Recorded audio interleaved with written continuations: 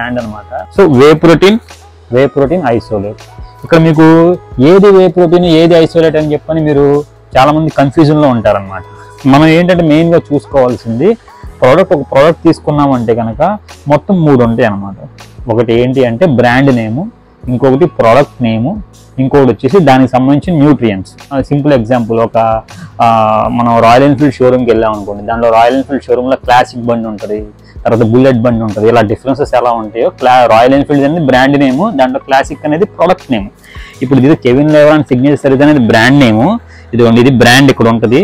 లేవరో వే supreme, ఒకడు లేవరో వే supreme అని ఇస్తాడు, ఒకడేమో ఆన్ గోల్డ్ స్టాండర్డ్ వే అని ఇస్తాడు, ఇంకోటేమో 100% వే అని చెప్పి ఇస్తాడు. అలా ఒక్కొక్కరు ఒక బ్రాండ్ ఇస్తారు, కానీ బ్రాండ్ నేమ్ వేరే, ఇక్కడున్న ప్రొడక్ట్ నేమ్ వేరే, ప్లస్ దీనికి సంబంధించిన క్వాలిటీస్ ఏముంటాయి అనేది న్యూట్రిషన్ ఫ్యాక్ట్స్ ఇది వేరే అన్నమాట.